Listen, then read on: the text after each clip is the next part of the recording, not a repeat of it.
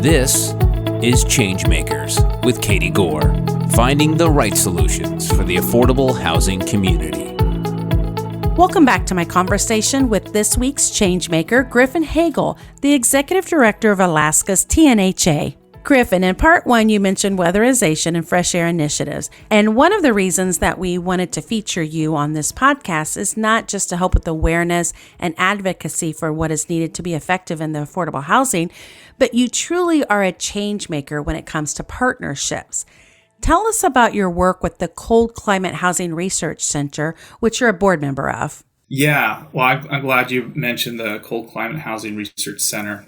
They've had a very interesting journey for the last 20 years as well. And I think they're one of the reasons, and this is one of the things that I think a lot of people outside Alaska that might not fully realize about our state, but we're actually really ahead of the curve on building science, especially in cold climates. And thanks to the research center, they've pioneered a lot of these things, from wall assemblies with super insulation that stay dry and don't grow mold to now cold climate heat pumps to help decarbonize the building sector. So we're working with them right now on a renovation of a former federal armory in the community of Wainwright. So the tribe is the project owner of that building. We're acting as their developer, and CCHRC, the research center, which is now part of the National Renewable Energy Laboratory that integrated last year, is helping us do some energy efficiency and renewable energy design measures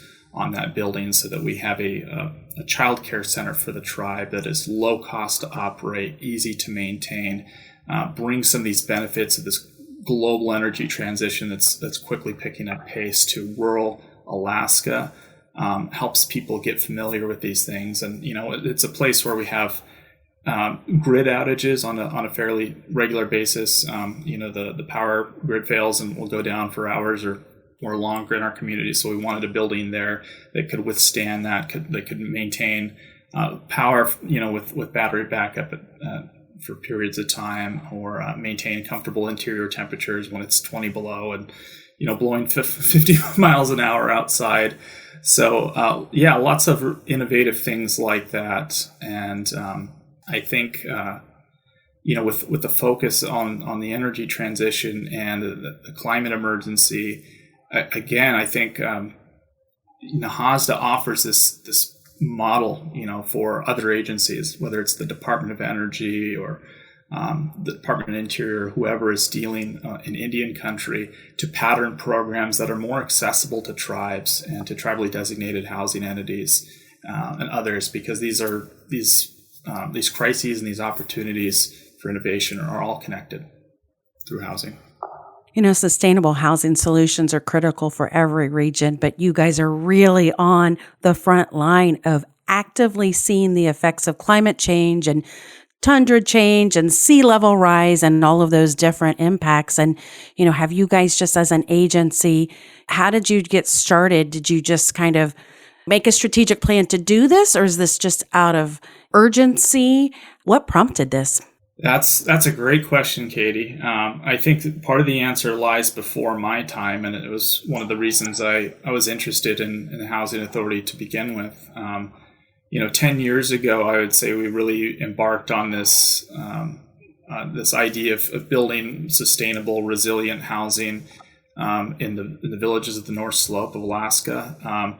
But 10 years ago is really a lifetime in the course of climate change and the energy transition. And just for example, we put a small solar array on this home that we built in the mountain village of Anaktuvuk Pass.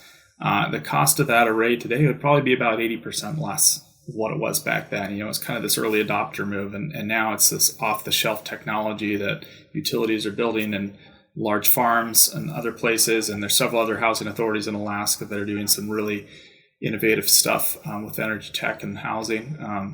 You go out to many of our villages and you just see you see the impacts. And I'll use the community of Point Lay, which is about 185 miles southwest of us. So it sits on very ice-rich soil. There's places next to homes that we've built there and they're all on pilings. They're elevated off the ground, where the ground has subsided so far and so fast in the last 15 years that it's, I can stand at the place where the ground originally met the piling, and it's receded about my height in 10 or 15 years, because it's warming so quickly, and we're a region that's seen about triple the rate of warming of the rest of the world. Things happen in the Arctic fastest and first.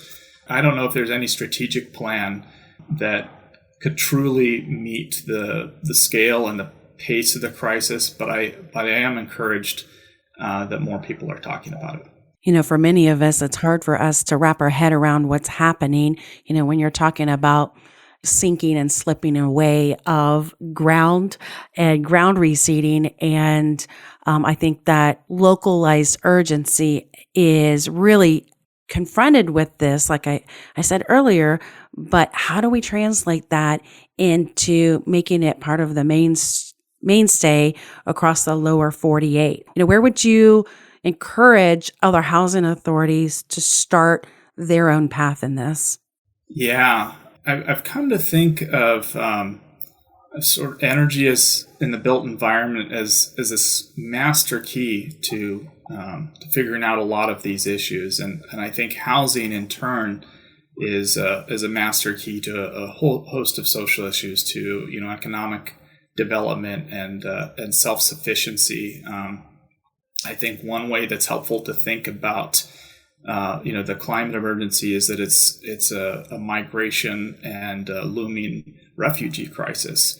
And what is more important for civilizational stability than affordable housing, than accessible and available housing? So I think in picking up those pieces of advocacy, when these issues are getting so much attention, it's just really important to be able to relate them to how affordable housing can be self-determined by the local communities is a solution there, that it is part of that solution. And so making sure that when policymakers and appropriators are looking around for anything that will offer constituent solutions, that things like NAHASDA don't get overlooked and underfunded, or lapsed in reauthorization for 8 years like it has been. I'm speaking obviously from the perspective of working in Indian country and Alaska Native housing, but I think that is a pretty applicable principle elsewhere, is to make sure that the people we're speaking to and advocating understand the role that affordable, reliable, stable housing plays in mitigating the effects of the crisis. How many tribes are represented in TNHA? That's a great question. So we are the tribally designated housing entity for 6 tribes in the Arctic Slope region. There are 8 communities, 8 tribes overall, and then we've got some housing developed under the 1937 Act that's grandfathered in there. But those 2 other tribes, they receive their own NAHASDA allocations, and so they self-determine their programs. And as part of your strategic planning, have you guys charted out how much affordable housing you would need to build in order to meet the need? Yeah, absolutely. So we just completed a housing assessment across our area in 2020, which was a really fun time to take on a new project like that. We were going to go out and originally to all the villages, and host these resident meetings and everything, and had to pivot pretty quick. And, to our consultants' credit, they came up with a great strategy.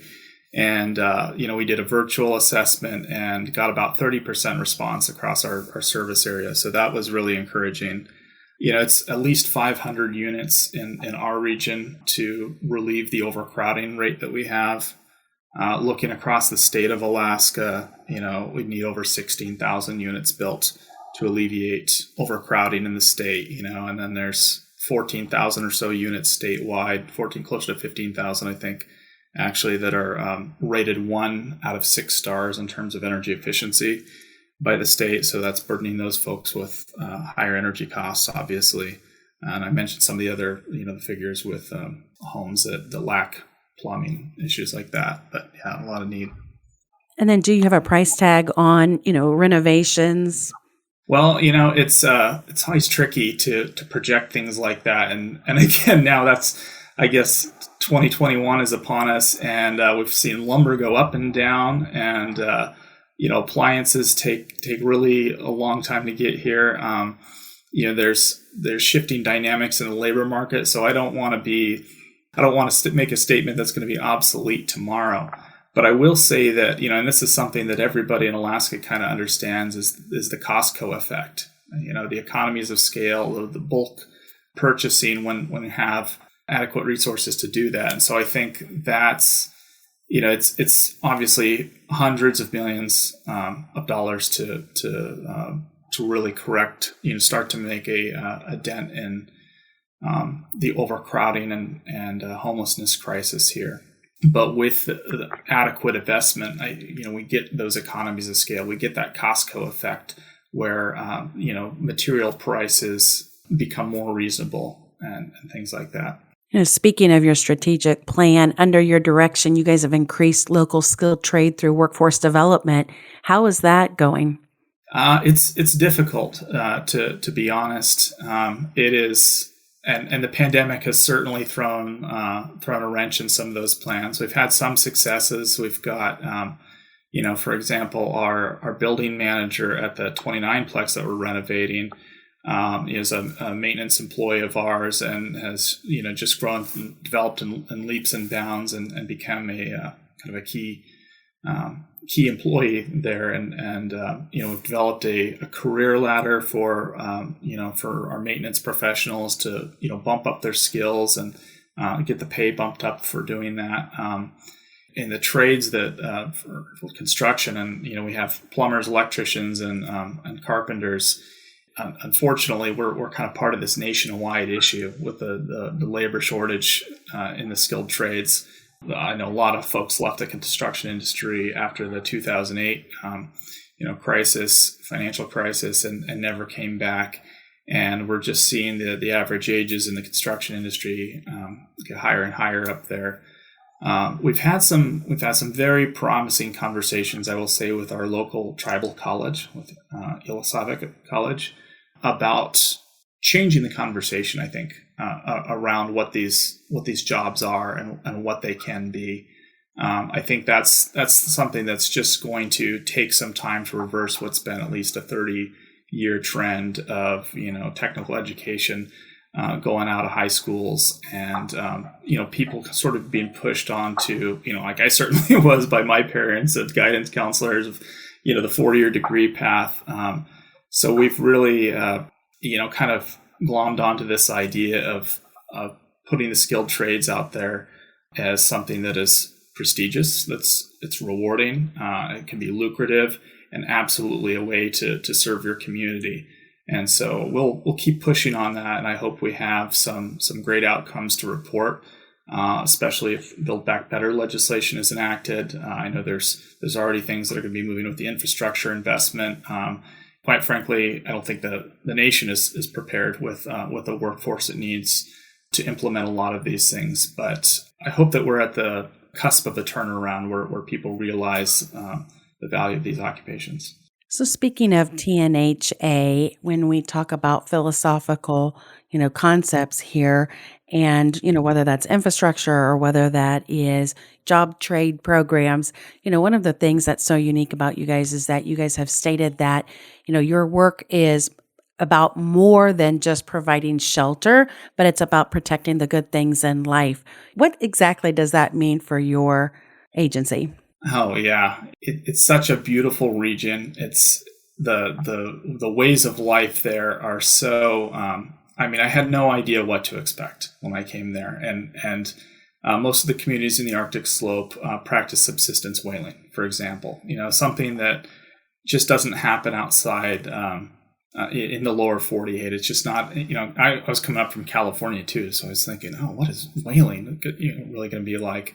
But the way that activity has carried on through generations, through centuries, the way it brings the communities together, the way, life revolves around that, schooling and work revolve around subsistence lifestyle, it's just something uniquely beautiful to Alaska, and especially in that part of it where, I've been privileged to spend 6 years. My wife, for example, she's a middle school teacher, and her students would be gone from a few days to go help butcher whale when their family's crew would land one, and you just have the community go out there and share the harvest and the bounty of it. And then there's this June festival to celebrate the successful harvest. I mean, those are the things that are really irreplaceable when you start thinking of what continuing the trend of outmigration from rural Alaska villages means. If people can't afford or even find housing, it's just not going to be the same. The culture is not going to be the same if people have to continue shifting into the urban centers or leaving the state even. There's an intangible cost, with place and culture. And I think, it's harder to put in something like our Indian housing plan or our reports to HUD, what that really means to people, but it's everything. And then do you see in, rural Alaska, do you see these migration patterns that have changed communities so drastically? Are there shifts happening, or is it in a maintaining mode there? Yeah, it's hard to say, without a longer period of personally studying that. But anecdotally, I've heard from several people in the villages of, their this constant calculation they're doing of, can we really, is it practical to stay in place over the long term, or if our children really want their own housing at some point, what prospects do they have to stay here? And I think to an extent, similar conversations play out across rural America. The difference here is the cost of new housing, the very limited prospects, and you're just not going to go to the next block over and find something. It makes it much more challenging and frustrating for those who would otherwise want to stay and grow and practice that subsistence lifestyle in their community and pass that down through the generations. So give us the pronunciation of your organization and tell us what it means. So I will do my best. Maybe my board of commissioners could correct me. But Taġiuġmiullu, Nunamiullu Housing Authority is the housing authority for the coastal and inland people, which is what the name means. And that's in the Inupiaq language of the Arctic Slope. And location-wise, where are you located in Alaska? We're based in the northernmost community in the United States, which is Utqiagvik, Alaska, formerly known as Barrow. And that name was changed by the city council in 2016, kind of a similar trend following, Mount McKinley was finally recognized as Denali, and there is this renewal and this reclamation of indigenous place names. And then what are the 6 tribes names that you represent? So we represent the native villages of Atkasuk, Anaktuvik Pass, Noixit, Koktovik, Point Lay, and Wainwright. Well, we appreciate this level of awareness that you have brought to us and our listeners on this podcast. You're such a unique inclusion, and we wanted to make sure that your voice was heard and that your tribes were represented. And we heard what the needs and challenges are, but how you guys are so innovative in trying to overcome some of those obstacles. So we thank you for the time here. Thank you so much, Katie. It was really a pleasure to join you. Thanks for listening to ChangeMakers with Katie Gore. To find out more about Katie, go to quadel.com. That's QUADEL.com. This has been a production of Forbes Books Radio.